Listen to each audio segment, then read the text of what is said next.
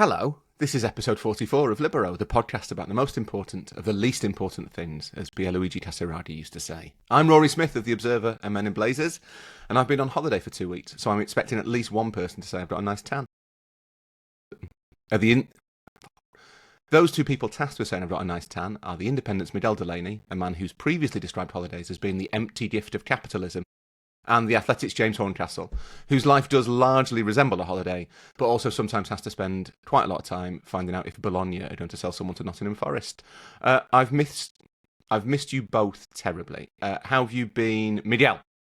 I've actually been away as well, a bit of a tan myself. Nice tan. You look lovely. You look very brown. You look very brown, Miguel. Yeah, well, I was in Spain in 38, 39 degree heat. Oh, that's too many degrees. Look, I like heat, but that is too much.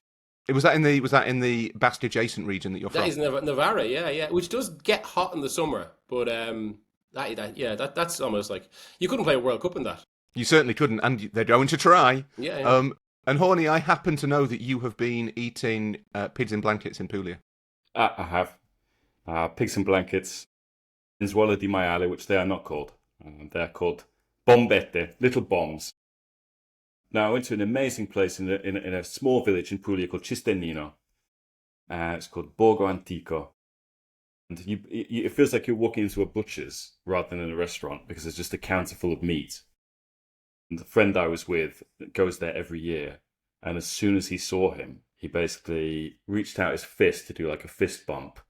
And then turned around, opened the fridge, and just brought out a plate of sweetbreads. Which is just how they treat you in the south of Italy. That is a weird vibe, though, isn't it? They're like, oh, I know this guy. This guy likes the liver. That is. He does. Yeah, my friend. His liver guy's back again. He accidentally ordered 50 pieces, which is a hell of a lot. And then if you order on the menu, you realise that most of the things on the menu in that part of Italy are asino, which is donkey. Really? Yeah. Actually, what did you have some Asino? No, I did not have any donkey.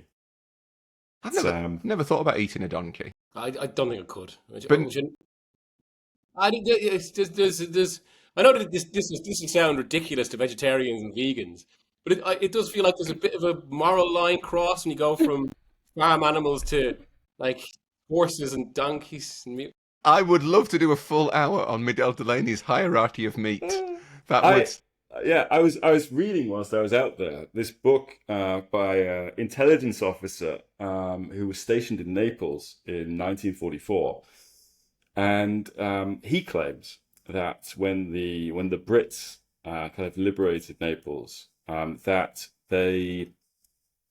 food was in short supply, so it was like make do with anything you've got. And Naples at the time had an incredible aquarium, and apparently they just got the manatee from the aquarium and boiled it, some garlic sauce, and gave it to the British general who sort of came in and chased the Nazis out. So it could have been worse. Where do you stand on manatee, Meg?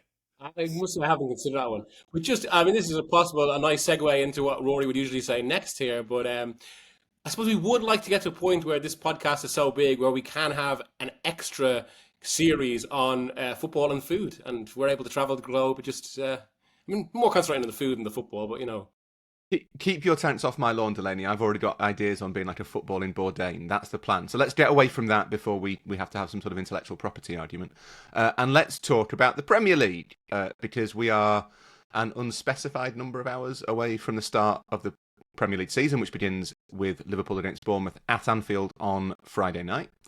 And just this is a bit of a side note, but I think this is actually a kind of unquestionably good modern development of football, because it strikes me as being a really good idea that the season starts with like a definitive opener, ideally the day before all of the other games. And I think, although it tends not to, I think it should involve the champions. I think the champions should be at home for the first game of the season, and they should kind of have that stage to themselves as a final reward before they sort of surrender the trophy. I'd almost like to see like Arne Slot have to give it back to Richard Masters. I think that would be a really good idea. Specifically Richard Masters. This is now in play again. I just think they've only been doing it since 2021, and I think it's only involved the champions once, or the champions being at home once. But I think it is an actual good idea. Do you agree, Horny? Yeah, I mean, I was so starved of football. I watched the first game in the championship last week, which was it felt like the right thing to do again. Birmingham coming up against Ipswich, who'd come down. Just nice, pleasing symmetry to that. And Rory, were you saying this Friday night thing, way of starting the season, started last year, a couple of years ago? No. I was surprised. Though, didn't they? In 2021 is the first in one. 2019, okay. I do remember Liverpool played Norwich and destroyed them. They did. Maybe, yeah, you might be right. That was under the lights at Anfield. Yeah, you're right. Yeah. So I think as an occasion, Friday night lights, clear eyes, full hearts, can't lose. If anyone's watched that TV series, makes sense. I mean, at a time when you don't really need light, to be fair, to play at night, I mean, it's not really why floodlights were invented, to play sort of, middle of August. But I don't know, like I was saying to you in the chat that under the light seems to have really become a thing over the last 5 years, as though, what NVIDIA and OpenAI are doing with technology just like really isn't the next frontier. It's light. It's still Benjamin Franklin. That's just more astonishing to noble savage football fans. Oh, look, we can play in the dark. Incredible. Why are you saying that like Marcotti? I think, but it like floodlights do lend everything a sense of like the epic, don't they? Yeah. That's the thing. Epic sports, yeah. Epic Sports by Ali Barat. Miguel, you are quite right. I think Liverpool Norwich was played in 2019. That is, but as a kind of consistent thing, I am dating it to 2021. Although I suppose maybe it's 2019 and they just didn't do it in 2020 because of the, all the stuff that was going on. I also do like it. I have to say, despite is it? It has the actual Delaney stamp of approval. Not everything. No, just this one thing. Yeah. Electricity bills. Then privatized capital energy companies. The rest of it's bad, but he quite likes the Friday night game. And the other slightly longer, much more private tradition at this time of year is that this is the time when, like, Miguel, if you're in WhatsApp groups with him, and I think at the last count I'm in 48, Miguel starts sending these WhatsApp messages that are like, what are the themes of the season? Which he's doing partly to show off that he's got lots of ideas for the season, and he's doing partly to check that you've not got a better one. That's his logic. And as you know, if you've listened earlier in this week, the others looked at 5 of the big questions for the Premier League season. It's a really good episode. You should listen to it if you haven't. But we did have 2 kind of things that we missed out entirely, which were Arsenal and Manchester, which were Arsenal and Liverpool, last season's top 2, which, judging by some of the YouTube comments, was noticed. I think Jonathan did explain why they weren't doing it, but we're going to do it now. We haven't kind of forgotten them. And we're going to do it through an idea that Miguel included on his themes of the season list, which is, Mid, you feel that we're on the kind of verge of a little bit of an era shift, that although obviously we saw at Wembley on Sunday at the Community Shield that Virgil van Dijk is, I believe, washed, that we are entering a period when maybe Liverpool and Arsenal are the twin poles of the Premier League. Can you explain yourself? Yeah, well, I suppose obviously we've just experienced the City Abu Dhabi era, or at least kind of the extreme of it in the sheer quantity of titles they won, breaking historic records, all of that, especially kind of winning the 4 in a row. And there's a strong possibility that still continues. Certainly in the long term, they're not going to go anywhere. But I think there's a few reasons why we could be entering maybe a transitional period, and maybe for a time a different era, one that we'll be able to kind of historically demarcate. So one is the charges, obviously, which is kind of subsided in how it's been. It's certainly not mentioned as much as it was this time last year, I suppose, because they didn't happen. Now, City protest their innocence, but the case has now been going so long that it's easy to overlook. The Premier League is potentially facing up to a transformational moment in the next 2 months. Now, even if that doesn't happen, I think there's a few other elements. Guardiola is rebuilding a team for the first time in his career, and that's a strange kind of unknown for what is, as we've discussed in the last week on another pod, a 17-year career. Obviously, then there's the uncertainty about the level of the players have signed. Well, that's interesting now, just on the morning we talk, as we hear about after kind of what felt like more careful, methodical squad building over the past few months. They're suddenly in for Rodrigo and Donnarumma. That could change things. But also, all of this has come under Hugo Viana rather than Begiristain, maybe heralding the impending end of the quote-unquote Catalan era at City. And obviously, as we discussed 2 weeks ago, I mean, Guardiola is not going to stay indefinitely either. So from all that, I think there is a potential opening. I think there's a potential opening that City aren't necessarily going to be for 2 or 3 seasons what they were. Whereas against that, Liverpool are obviously the champions and have had a summer that actually, from speaking to a few executives in the Premier League, no one really expected. They've really gone for it. Actually, almost to a degree that City, the only kind of comparable summer I can think of with City in this regard was maybe 2021 when they went out for Grealish. They tried to get Kane as well, but in that sense of kind of going so big after winning a title. And then Arsenal, who obviously been so close for so long, and like whatever about the debate about Mikel Arteta, where they are as a club, they're clearly just on the brink or just below being able to win a title. And you can see there are a few issues that they could solve to get them over the line. And I think, so both of those teams, in comparison to City, there are knowns about them. And they at least look, in terms of age profile, in terms of squad profile, well set up to be strong. Look, I could be very wrong here, and Man City fans could have another reason to kind of share one of my clips or something at the end of the season and laugh at me. But that's kind of the way I see the landscape now, and I think it could be like this for the medium term. And I would also mention Chelsea in that, who look like they've got a very stacked squad, but again, there's maybe more unknowns about them than Arsenal or Liverpool. Yeah, I think there's the one thing I pick up on is that there's actually been quite a lot of churn at City, like behind the scenes, at a level that you might not necessarily notice unless you're kind of overly embroiled in the football, executive landscape. It's not just like Jason Wilcox going to Man United, but there's been people who, ordinary fans wouldn't necessarily have heard of, who may not be that significant, like individually. Like Salford City's new chief executive came from City. He's been at City for a long, long time in like data and then scouting, which I think in like each individual case isn't that significant. Like clubs will survive losing their like junior director of an analytical recruitment or whatever. That's not going to be, suddenly the empire falls. But it does kind of indicate to me a little bit like, which one, I think Jack's talked about this before, like other clubs will see a successful team and try and bring in the expertise in the hope of getting a little bit of the secret sauce. You've seen it at millions of clubs with Barcelona, not least Man City, who hired a load of Catalans because Barcelona were kind of best in class. There's other things there. The one is that after a while, even with all that success, people get bored on like an individual level. You want to go and do something else. You feel as though you've been doing the same job for a long time. You're getting offers because you're clearly good at what you do. You've been successful. You feel tempted to go and kind of chance your arm somewhere else. And the other is that I think there is a bit of uncertainty around City, partly because of that sense of an end of the era, with Begiristain going, with the sense that Guardiola won't be around. Sure, I mean, maybe we'll both be wrong, mates, but like, you sense that Guardiola probably won't be there in like 2028. You can be relatively sure that he's not embarking on another 10-year spell. So maybe a lot of people around the club think this is like their chance to go. You might as well, it feels like something's coming to an end in terms of the way that City has been run, even ignoring the charges and the possible fallout from that.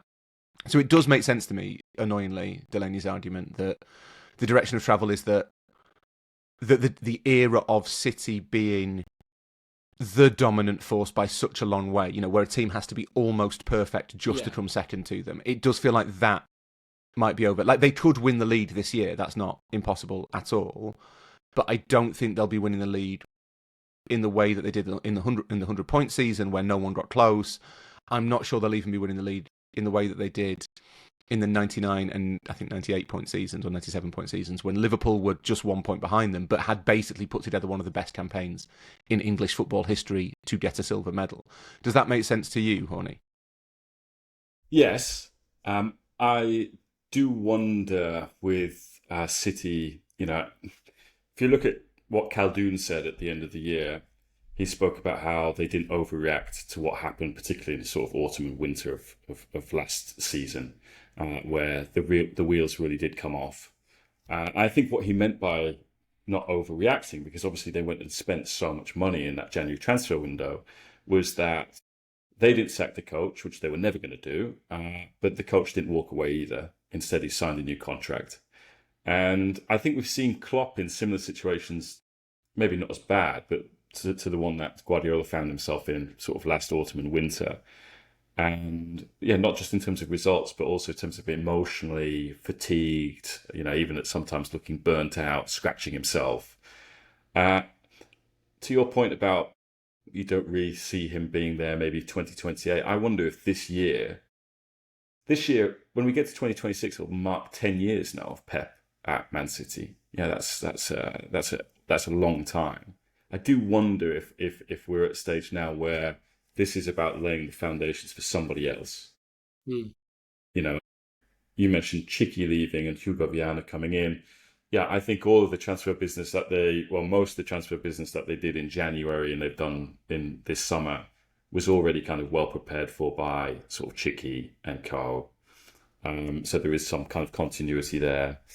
I think they'll be very strong this year. I agree. I don't think they will set the same standards that they did at peak Guardiola at City, getting into sort of late 90s, 100 points.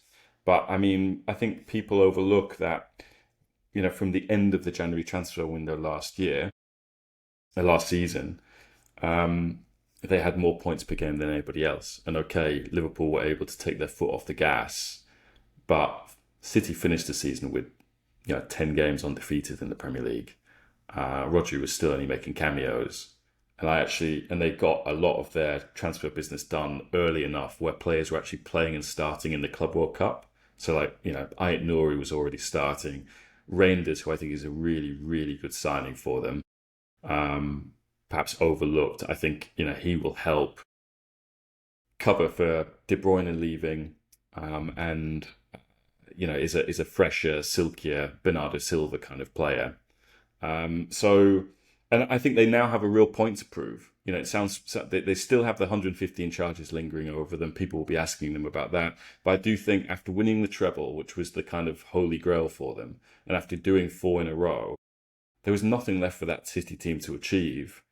And I think going through last year means that they come into this year thinking, right, okay, we're going to set the record straight again. And yeah, there's a kind of having an animating force is quite important for a team. I think that having like a narrative. It sounds really wanky. And it sounds like the sort of thing that like journalists think, but footballers don't. And even quite a lot of the time, you'll both know this probably better than I do. But like quite a lot of the time, when you speak to people within football, and you give them, the way you look at the world, they sort of scoff and say, no, players don't talk like that. And you think, yeah, they might not talk like that, but that is still what they're doing. They might not. Tijani Reinders and Phil Foden might not be sitting down saying, like, what is our driving narrative this season? But they will be telling themselves a story about what their purpose for the season is. And I think with City, it may well be, like you say, Horny, like it could be like we've got to prove that we're not finished. Like I imagine that is quite a motivation for a lot of those players who are still there, and for the players who've come in.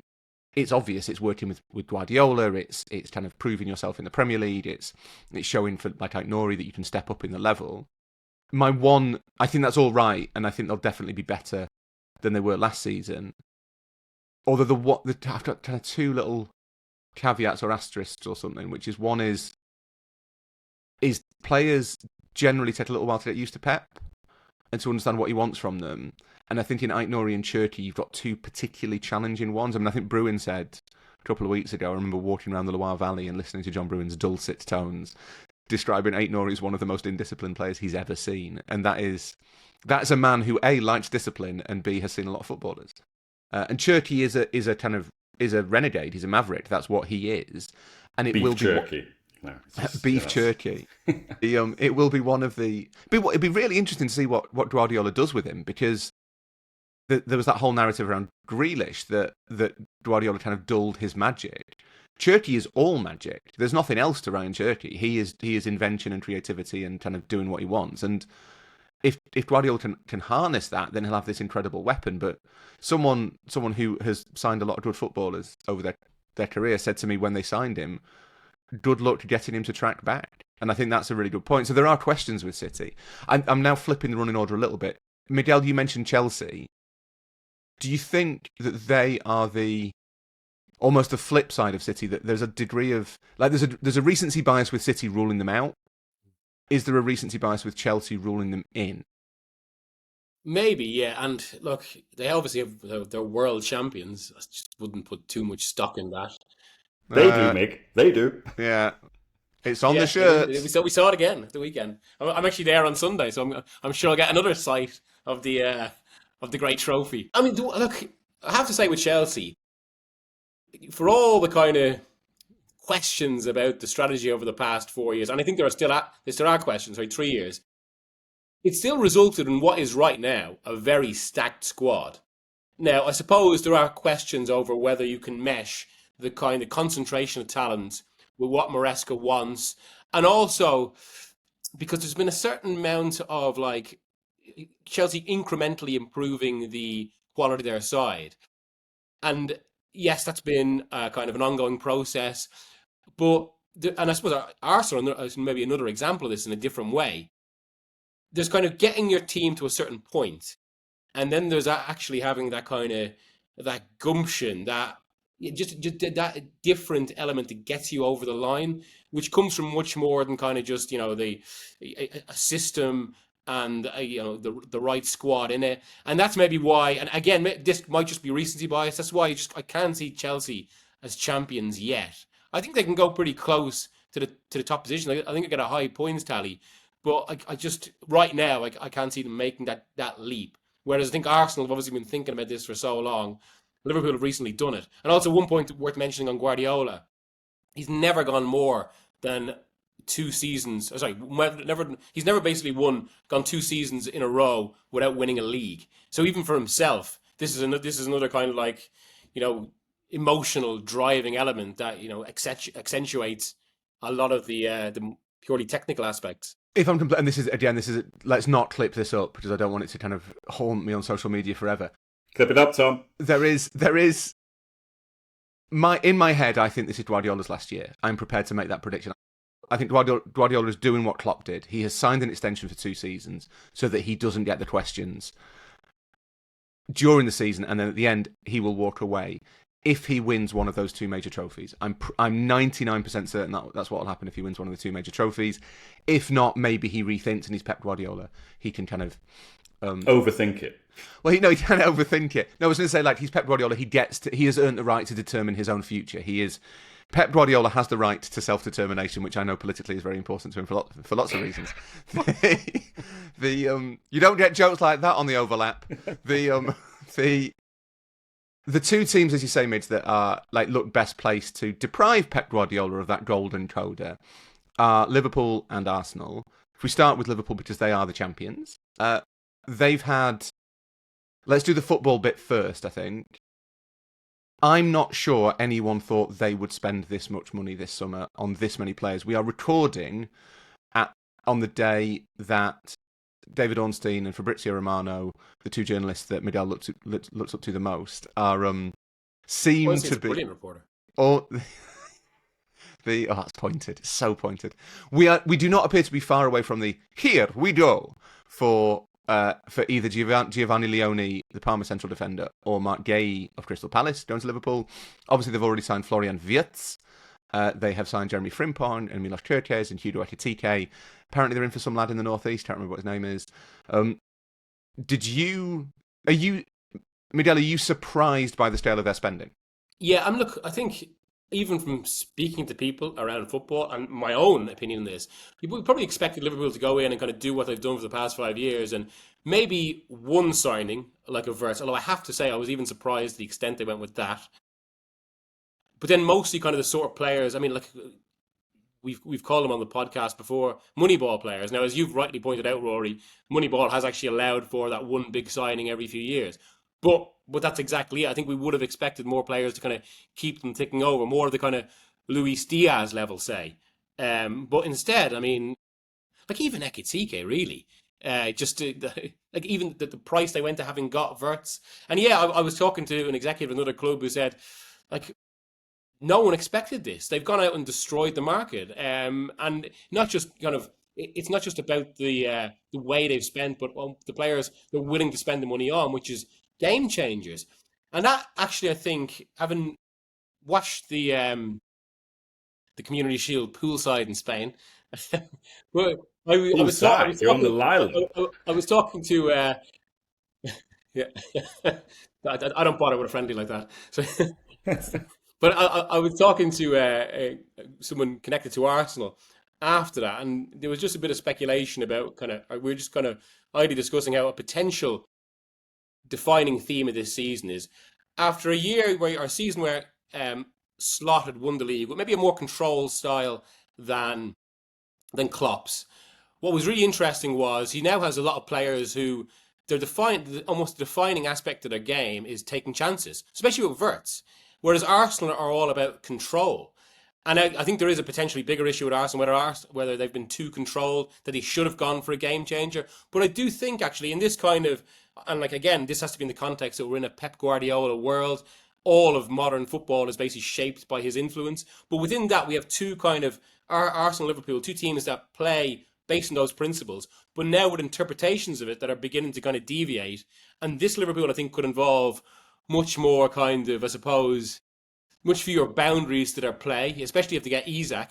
Whereas Arsenal look like to be all about kind of straight lines and boundaries. And maybe that's what our Arsenal lead. It's just about kind of elevating the squad that bit more. But I think it's really fascinating as to the way the season will go. But obviously then the other potential disruptor there of City themselves. Yeah, I mean, I think in terms of being surprised by how much Liverpool are spending, yes, in the context of the origin story about FSG coming in, sabermetrics, data analytics, Brad Pitt, and all that sort of stuff.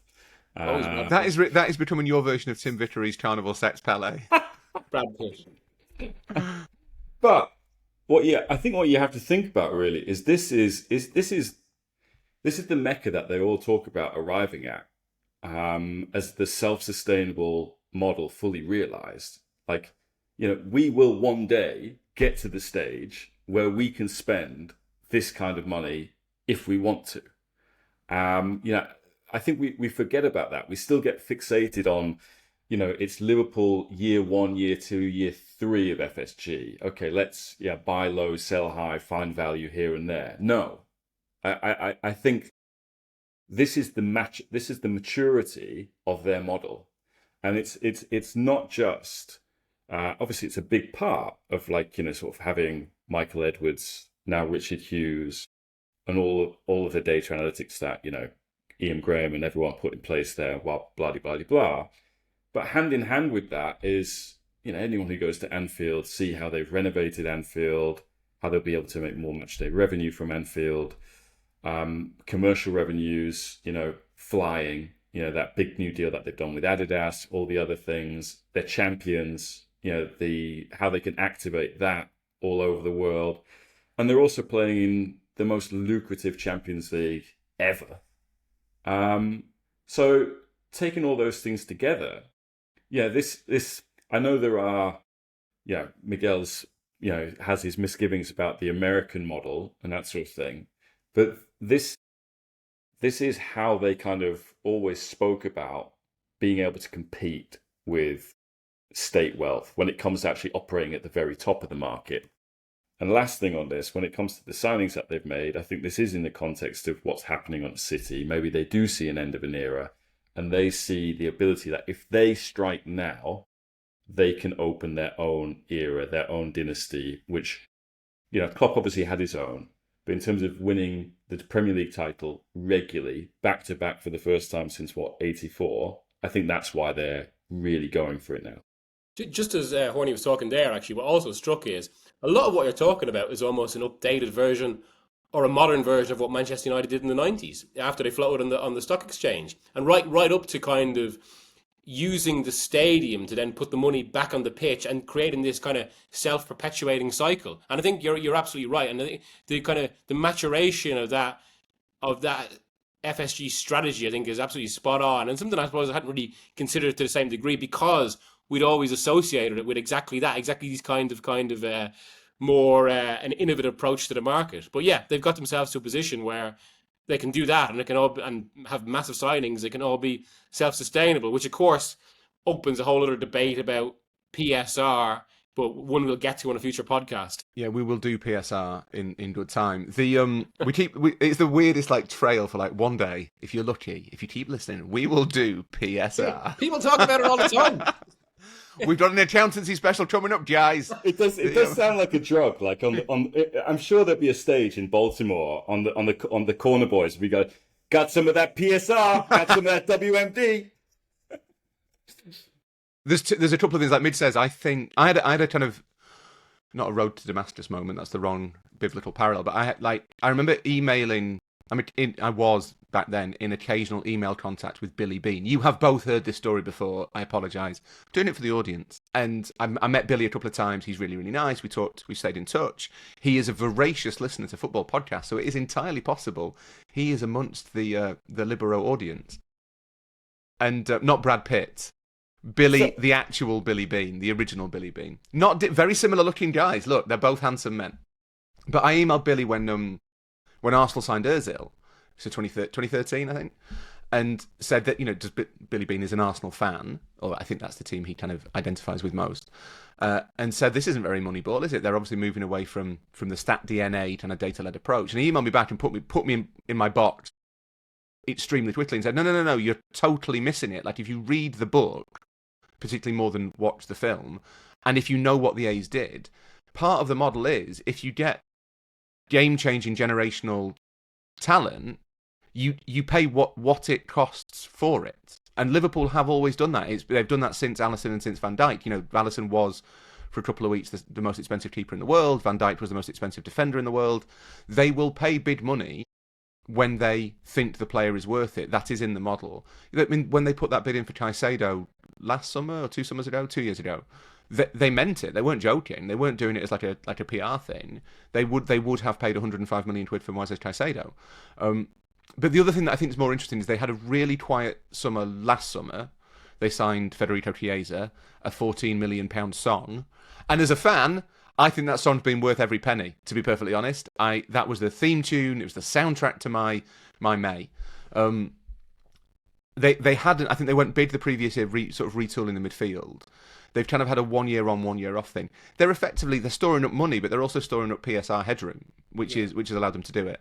And if we're going to have a second kind of wild theory, I suspect what they've done, especially with Isak, is they are fast tracking the bigger replacement for next summer. I wouldn't be shocked if their plan was originally to do Isak 2026.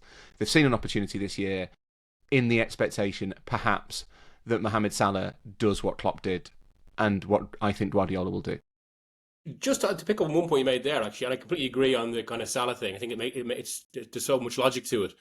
Well, do we think actually this is going to be a new strategy among clubs in that rather than try and do business every summer, every window, say, you're actually going to, right, we've got the team as we wanted for the next 2 years. Build up, as you say, all this PSR headroom and then go big. So do the kind of signings you really want in one window, which I suppose is kind of, I mean, because if you compare what Liverpool are doing to Arsenal, and maybe I'm jumping ahead of your order here, but right now, given what I've heard about the Isak situation, so back in February, I was told that Arsenal obviously really wanted Isak, but they didn't think that he would agitate for a move, and obviously he's gone beyond agitation now, so they didn't pursue it, and they switched approach. And look, even though it's clear now that Isak very much wants Liverpool, if Arsenal were in there, at least would it change things? We can't completely discount, because he would have been interested in Arsenal. Arsenal knew that. And I've got wondering, like, with the situation now, like I can see a certain logic, say, in why Arsenal signed Noni Madueke, especially in terms of kind of what they need to kind of a replacement for Saka, someone who's an option on the left. He solves a few problems at once. But, like, I mean, why not, say, put the money from Madueke and the money from Gyökeres into a big bid for Isak, say? And then you get the sort of signing that Liverpool have done. And again, I suppose it comes back to that point of, maybe game changers against a team that looks like more, they've gone for a more measured approach, which is actually potentially reflected in the football as well. There's there's a couple of things that we should mention again. Cons is the wrong word. There's not really a right word for it. Wilson wrote before the Community Shield that he worried that Liverpool's balance wasn't right, and I think it's fairly clear from the Community Shield that unfortunately Jonathan Wilson, for the first time in his writing career, was correct. The first piece of legitimate tactics writing that has ever happened. And the other, obviously, is what I think will become the great unsaid, and we talked about this a lot, kind of in various WhatsApp groups that we share, is Jota. What we don't know about Liverpool is, and what they don't know, what it's impossible to know, is it's a club in mourning. It's a club dealing with like, and having been through something similar. Like, grief in the first wave is brutal. Like, it is a horrible, horrible thing. Anyone who's listening who has been through it will know that. You don't know how you're going to respond. It isn't linear. It's not an injury crisis that you get over. It's not a dip in form. It's something that will haunt those players for the rest of their lives. And it's not like by December we'll be able to say, well, Liverpool are over the death of Diogo Jota. They will be mourning for years and years and years to come, in both private and in public. They will be dealing with his absence, and they will be dealing with the presence of his absence. I've said this a couple of times in various formats. I think it's a really big test for how serious football and culture as a whole is about mental health, because we are going to have to treat those players as human beings, not as athletes. And the thing that I think we'll see from Liverpool this season, it could be that they use it as a motivating force. It could be that they kind of, what's the word? Like, they just can't focus as they would want to on their work, because that's what it is to them. We don't know. I think that is the great unknown around Liverpool, that they're dealing with something that is so far beyond football that it almost feels a bit trite to me to judge them as a football team. And just on that exactly as well, I mean, as you say, it feels absurd to be discussing kind of the consequences on football of an actual tragedy where people feel it, not least as family, as Liverpool have obviously been, and Liverpool players have been at pains to point to above anyone else. But, like, of course, football has to be played. And in that context, like, I mean, and just to touch on what you're saying, Rory, I can't think of anything, certainly in English football, modern English football history, that is anyway comparable to this. In terms of, I know players have passed other teams, but it's for the champions, and obviously there's going to be a different sort of focus on champions. Not least, as we've already discussed in this very podcast, Liverpool have this rare opportunity, whereas suddenly they're facing something, or they have to cope with something that, yeah, as I say, is just we haven't really seen in English football. I mean, even I was trying to think about this, like the closest parallels are maybe something like, say, I mean, almost a Munich air disaster, which is obviously like a tragedy all of its own, or say the emotional effects of Hillsborough. And like, again, as a lot of people around Liverpool have spoken about in terms of the consequences of Hillsborough on a kind of a human level, and say Dalglish leaving the club not long afterwards. I mean, we can't even begin to anticipate what's going to happen there. But again, we have to watch matches and judge and analyze matches in that context. It's so incongruous and feels almost kind of, I don't want to say in bad taste, because it's not. It's just like life has to go on. But it's something that really the game hasn't had to confront in that sense, I don't think. Yeah, and I don't know whether the game has the vocabulary to do it. Because I think if you were to say, Liverpool say have a dip in form or whatever in like February, if you were to write a piece saying, well, this is understandable because these players are still dealing with the emotional toll of something that has devastated so many of them, the loss of a friend, there would be a significant proportion of readers who would say that's an excuse. It was 7 months ago. They're professionals, got to go to work, and like I can buy the argument that at this point they look at it and say, I can believe that when they step into training or when they step onto the pitch, that they feel normal, that they are able to kind of not put it to the back of their minds, but that's where they feel most zen, almost effectively, most at home with it. But at the same time, at the Community Shield, and I think the reaction to it has been correct in that it's been downplayed to an extent. No one's making a big deal out of it.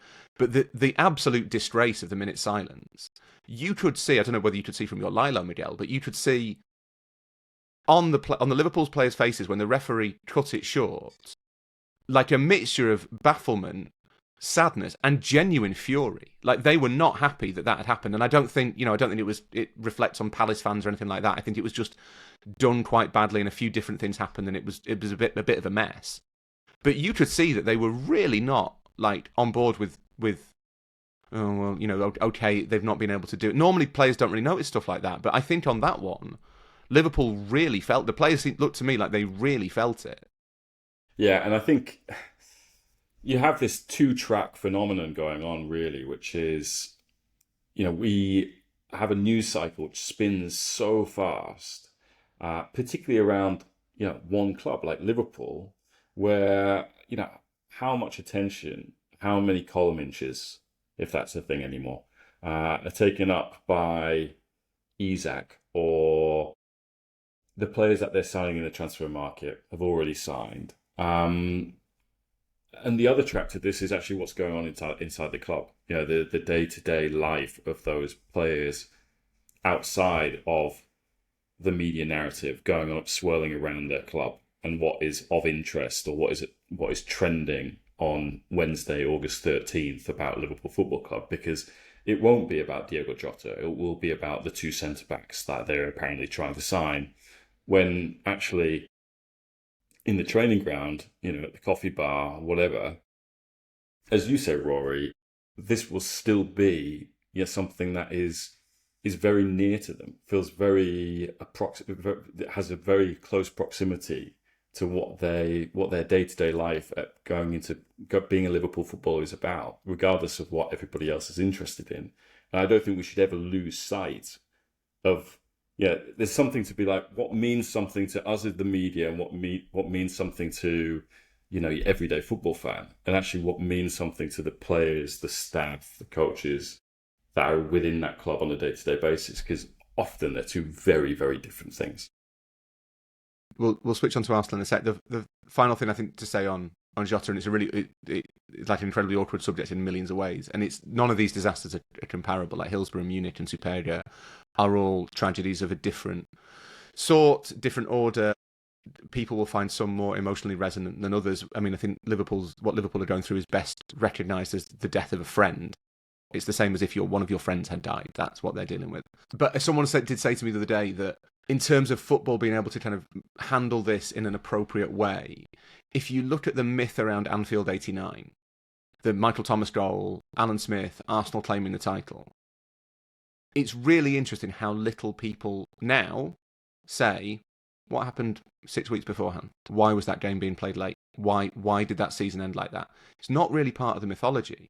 I've never been able to read Nick Hornby's Fever Pitch because that night is one of the most unhappy memories of my childhood. But I don't know to what extent in the popular conception of Anfield '89, people realised that Liverpool, their players and their coaches, had been going to funerals for weeks, and that a lot of their fans had known people who died in the disaster. That doesn't fill me with a huge amount of hope for our ability 36 years on to say we maybe need to give these players some time to come to terms with what's happened, and we need to accept that maybe some of them never will. That's a really depressing way to end a section. Let's play some music and then talk about Arsenal.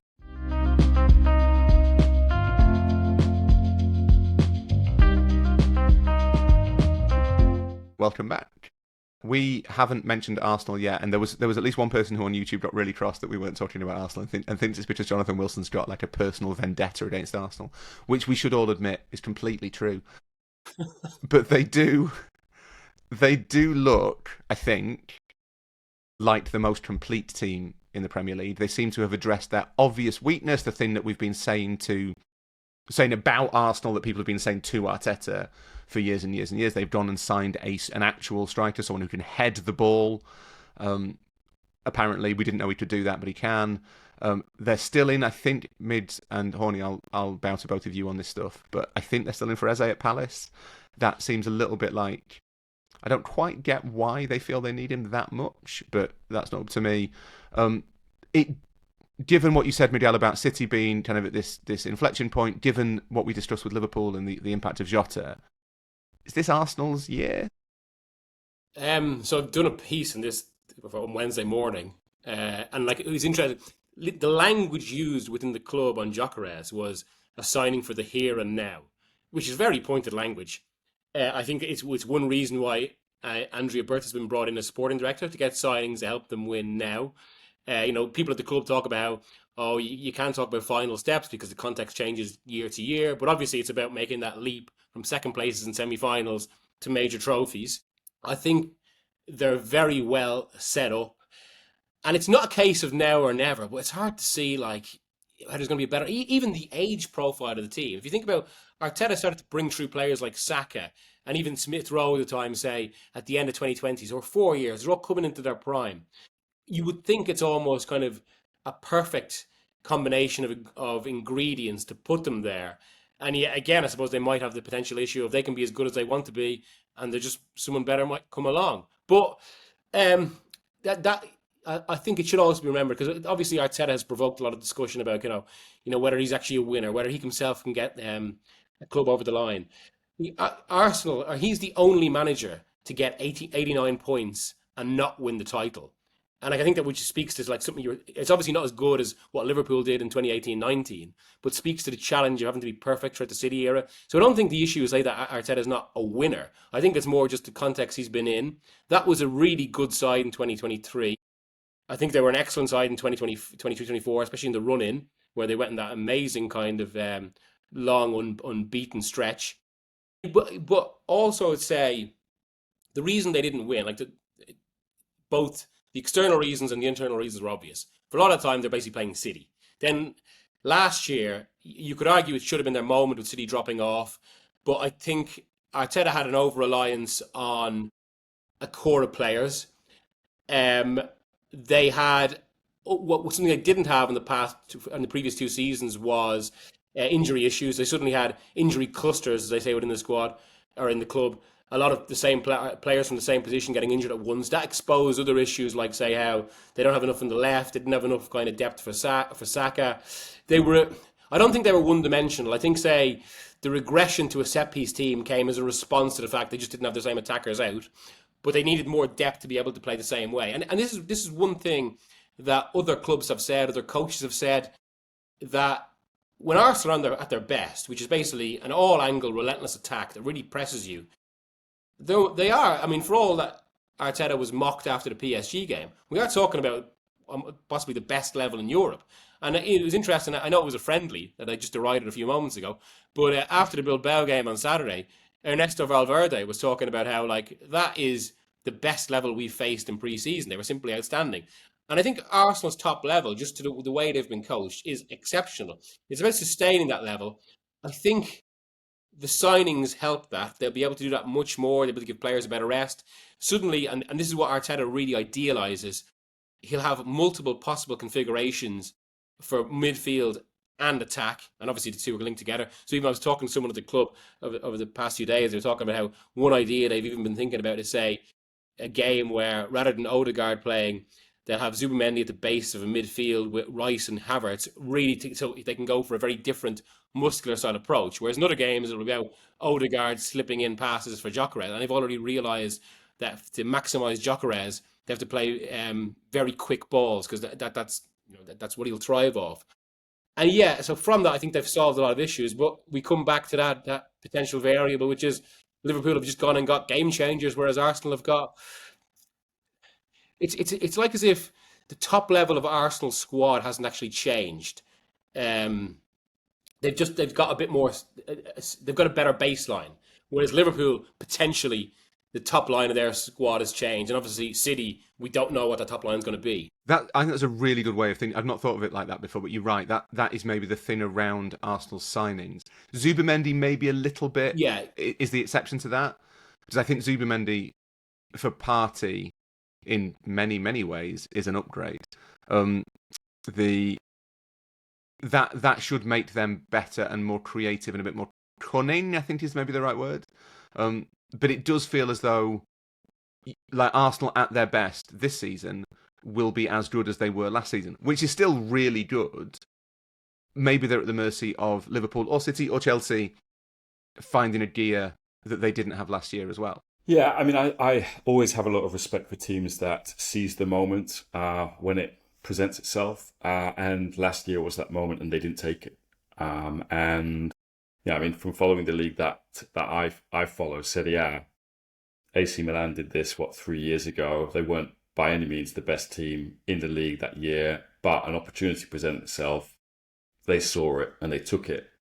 And I think the big disappointment for last year, and I do wonder now about the kind of accumulation of baggage for this Arsenal group and how they deal with that baggage, because I think that's going to be important, is, yeah, they, as Mig said, they've got to 89 points before.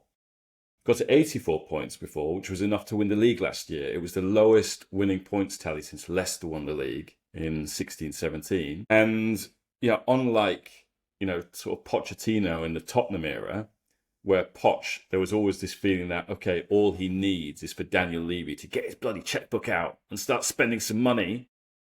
Arsenal have done that. They have been aggressive in their own way.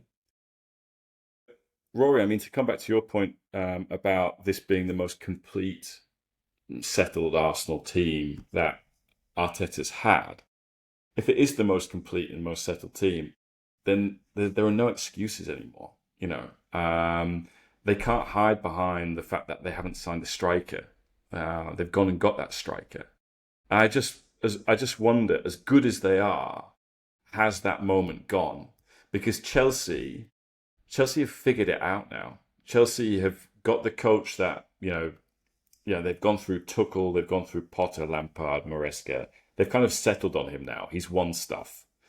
They, as much as we kind of mocked how they were going about things, they've been aggressive in a way that other clubs haven't, in kind of like seeing loopholes, 7 or 8 year contracts. Okay, let's sell a hotel to one another, do this with the women's team, blah, blah, blah.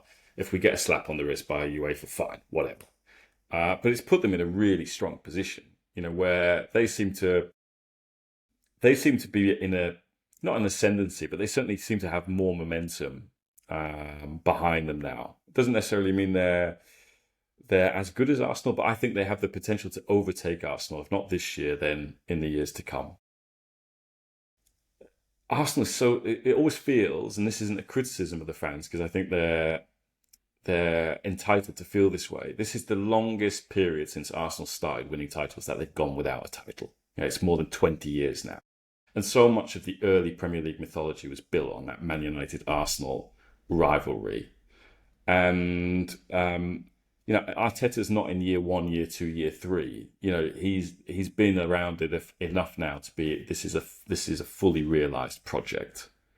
And, you have that tension at Arsenal, which is, he is our guy, but is he still the guy? I think that we might get to a stage at phases during the season where that becomes a legitimate argument, because I still find it amazing, going back to that Real Madrid game, the narrative being around that, while the Emirates, there was finally this charged atmosphere there. No, the atmosphere has been improving for the last 2 years, but there was a feeling that it's a big European night. And then it was followed by PSG at home, really underwhelming. The droopy cannon. I'm not going to say tifo. You know how I feel about that word. You don't like it. The droopy cannon. I think Arteta at his worst can come across as the kind of gimmicky Basque Brendan. Ooh, that is damning. This whole the tunnel thing. We should explain the tunnel thing for people who maybe are not quite as online as we are. So Arteta obviously has this reputation for what I think he would conceive as marginal gains. So they have Win the Dog, who is beyond reproach. Nobody's criticising Win the Dog. Every workplace should have a Labrador. That's just common sense. But there was the pickpockets last year where he was, which was one of those things that I assumed was pretend, that it was like a fake Twitter rumour, but apparently was true, where he got like pickpockets to come in to steal from his team to prove that you've always got to be alert or something, which, it's just good security advice, I suppose, in many ways. And this season, by all accounts, he's had the roof removed from the tunnel that leads from the changing rooms onto the pitch at the Emirates to make it more intimidating for opponents. And I think there's a bit of a Rorschach test there, isn't there, for how you see Arteta? Like, do you think that is a manager who is maximising every possible inch of advantage or does that make him the gimmicky bast Brendan? But as happened with Brendan, and this is going to be true of the, say, 2013-14 season, you can essentially say anything you like and do anything you like as long as you win. Suddenly, if you win, all of that is recast as well. This is actually genius. And the point is going to make there, I suppose, as well, is what Arteta's doing really any different, say, to, like, Fergie apparently used to, like, keep himself awake at night trying to think of different motivational stories that he could tell his players. And, like, so they used to joke about how, oh, we're going to hear about the bloody geese again, how the geese always fly in unison. And that was two much harder bitten generations than current players. But again, of course, it's recast because, well, it worked. Now, this is where maybe differences do come into it. Maybe that's the kind of the personality and charisma of Fergie, which I do believe in, even if it's an old-fashioned thing, against, say, Arteta's personality. But I think relevant to all of this, maybe tying all this together, where the kind of now or never element comes in, because I think, and this is where I would agree with James, or Horny, sorry, I know people have actually picked up on that. Yeah, we're not allowed to call him Horny. Yeah, I should apologise. It's just how I think of him. Yeah. Because of his name, not because of his nature. Just eggplant emojis. but if Arsenal, and they've got a tough start to the season, but if Arsenal get into difficulties, it's not impossible to envisage a situation where suddenly a really well-run, well-oiled, good team starts to tailspin. That has happened before with teams. Pochettino Spurs are one of them. That they've been really good for some period of time, not got over the line, so they don't self-perpetuate. And instead, then suddenly, that's when stuff like he's not a winner actually manifests. Because if players start to doubt, then that actually becomes real. So, like, in that, especially when, like, Arteta, one of his big things, and it ties into all of these little techniques we're talking about, he's so big on psychology and I believe he doesn't actually, I know people will find this a bit of a joke given how much it was discussed last season, but this is about the way he himself spoke. He doesn't like to speak about injuries because he feels if you start to talk about them, obviously it's a classic thing, gives players excuses, it starts to create doubt. And it's the reason he got rid of players like, say, that didn't fully buy in, because it's all about kind of creating this tunnel vision in the team. So if you start talking about this, or if players start to believe it, it just chips away. That doubt becomes poison. I know this sounds a little bit gimmicky, but it is like it's how sport works. Yeah. Like sport does involve a certain amount of kind of almost delusional psychology. Yeah. I mean, I know they've obviously gone out and signed a load of players, as all the Premier League teams have. This is much to my chagrin because they're 1.9 billion spent compared with like 700 million in Serie A. That's just the difference. And Arsenal really, really spending, if not up to the Liverpool level, but spending. But like, as much as they've like tried to correct some of the things, the most obvious thing being the lack of a striker, they regressed by 15 points last year. That's a big regression, and I know there are injuries and there's ill discipline. 6 red cards, and some of those decisions you could say, they were a bit harsh here or there. But that's a big regression. Even if you could say, okay, come February, it was clear that Liverpool were going to win the league. Maybe it became a kind of like, okay, well, let's try and improve in the Champions League, which they have done year on year with Arteta, sort of round 16, quarterfinal, semi-final. That is progress. But I do look at that, and that's quite a big drop-off. And City only finished, how many points did City finish behind Not far. Arsenal after what felt like a catastrophic season? I mean, you're right, but then I think we can't overlook how weird the final 2 months of the season became, because Liverpool's lead was so massive. They switched off, and funny enough, we didn't talk about it with Liverpool. I do wonder how quickly you can turn it back on again. They switched off completely, so there's a lot of it is, well, you only needed 80. I don't even know how many points they got in the end. 82, something like that. 84. So like not. It's only an 84-point season, but it's a bit like, but they weren't trying for 6 weeks. Yeah. Like they could have got more points than that. And equally, I think Arsenal switched their focus to the Champions League. They obviously got to the semi-final. They gave PSG 2 really good games, although that PSG team were magnificent. But I agree with what Mid says to an extent. I think there's and I think James. I think it was James David Horncastle. James Anthony and Horncastle that mentioned the red cards. My sense watching Arsenal, I'd not been to the Emirates for quite a long time until going last season. and it felt like a really like febrile place all of the time. Like it just seemed like they were almost too up for things. Like Arteta's on the touchline, being incredibly demonstrative. And I remember Rog Bennett from Men in Blazer saying to me last season that he spoke to Dominic Szoboszlai relatively early on and said to him, you've had Jurgen Klopp for 2 years or whatever, and who was really kind of bouncy around like a kangaroo in the technical area. And then you've got Arne Slot, who just sort of stands there and sometimes even like sits down. What do you see when you look across at Slot? And Szoboszlai said, I see someone who's got a plan. And I'm not sure the Arsenal players, when they see Arteta at his worst, he's not always like this, but at his worst, when he's kind of been really kind of overly kind of emotionally demonstrative, I don't know if you're looking across at that and thinking, this guy knows exactly what's going to happen here. And I think that's a problem. The flip side to that, and I know Miguel wants to come in, is that there is a delicious irony in the fact that this club, that I think of Arsenal as being the most transfer-y club, just because their fan base has been so obsessed for so long with signing players, with needing to solve problems in the transfer market. If you think about the whole like arc of AFTV and stuff, like that was based around Wenger's got to spend some money. That's what that was all about. And yet the most exciting thing about Arsenal in the summer that they've finally gone and got that striker. They've finally got, they've got Zubimendi, this wonderful playmaker in midfield. They signed Madueke. They've kind of strengthened yet again. They've got a 15-year-old who, and there's such a purity to the excitement of thinking there is a 15-year-old kid, an actual legal child, who could come onto the pitch and look so kind of composed and assured that there is an irony there. And I just wonder whether that actually might be quite important for them, that sense of feel-good, innocent fun, rather than everything being so kind of intensely pressurised, because that weight is getting on for a quarter of a century. I mean, Liverpool went 30 years, and to be honest, people talked about it a lot more than they're talking about Arsenal getting close to 25. Yeah. They are comparable clubs. They're two of the big three in English football.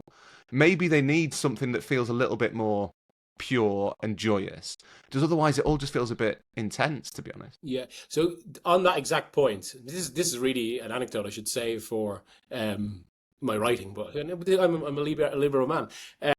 Also, I won't name the manager.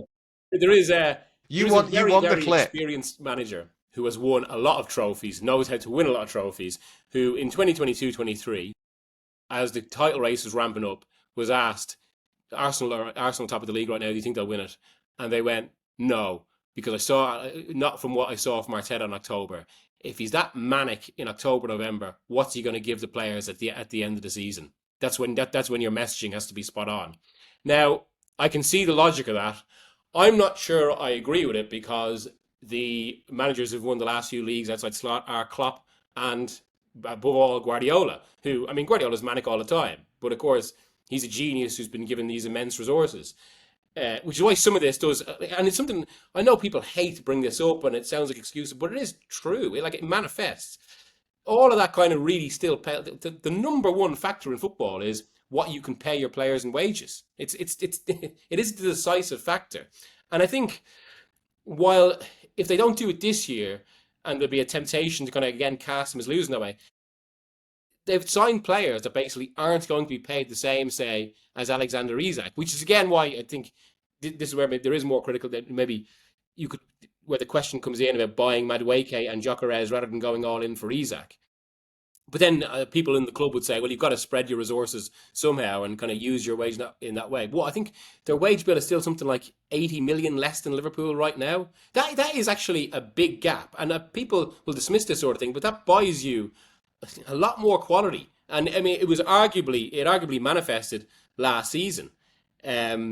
It's still the number one factor. And I think, just I suppose to bring it back around, it's probably more of a factor than how manic or intense your manager is in the touchline. Yeah. Where do Arsenal stand then in the league table of wages? So it's about fourth or fifth now. Fourth, I think. Fourth or fifth. I mean, I think it is overlooked because of where, I think Arteta's actually done an incredible job there. They were a Manchester United level basket case in 2020. No, that's pushing it a bit. Because they didn't have United's revenue. They'd really dropped off. But equally, they didn't finish 15th. No, but they were it was 8 2 years in a row. Arteta was there for one of them. It looked like they couldn't get out of it. Their recruitment they made some weird signings. And also those weird signings perpetuated the problems. You hear talk about, at the end of the Wenger era, the dressing room was quite just like this wasn't the dressing room you'd want for an elite team in terms of personalities. And like he's turned all that around in the space of what 3-4 years, well 2 years really, to a serious team again. I think we'll leave it there. That is a positive note for Libero to finish on, and that's what we're all about in the new season. There's no more negativity. We are all sunshine all the time. Are we going to reject predictions? We're not doing. My view on predictions is you shouldn't do predictions until the transfer window's shut. Like it just seems so obviously illegitimate to me to do them before the transfer window's shut. Like where will Newcastle finish this season? It probably depends on whether they have their best player or not, doesn't it? So I think if you lot want to disgrace yourselves by doing predictions, then do them like in September. Otherwise, I want no part of it. No, but you should be plugging the fantasy league. That's what I'm going to do, James Antonio Horncastle. I am going to say that we do have a fantasy league. Producer Tom is an enthusiast and has forced us to do it. You will be able to find a link to that fantasy league in the show notes, whether it's on YouTube or on Spotify or on Apple. Feel free to join up. I won't be doing it because I see fantasy as a way to prove how little I know about football. It's very obviously a professionally bad idea. To demonstrate that, if you knew how little knowledge I had, you wouldn't want to think that I'd be employed as a journalist. But some of us will be. I think Jack might get involved. Jack, I think last week, gave this made it sound like, I don't know, like Drazic going back to Heartbreak High or something. Like there was this really big like event that Jack might do fantasy again. It's a bit like someone who's had like a drug problem just walking into a crack den. So Jack might be there. We pushed him in. Producer Tom just shoving him in. It's a bit like Football Manager now. There's too much going on. Like, it's much too complicated. Think about all this stuff. No, I don't want to have to play that's the other excuse now. Is it? I have a full-time job. I have other stuff to do. I can't devote all my time to my fantasy team. But if you don't have a full-time job and want to devote all your time to your fantasy team, then there is a link for you. Feel free to come and play. We are trying to create a sense of community. Emails always welcome. Recommendations, likes, all the usual stuff. Thank you for listening. We'll be back next week.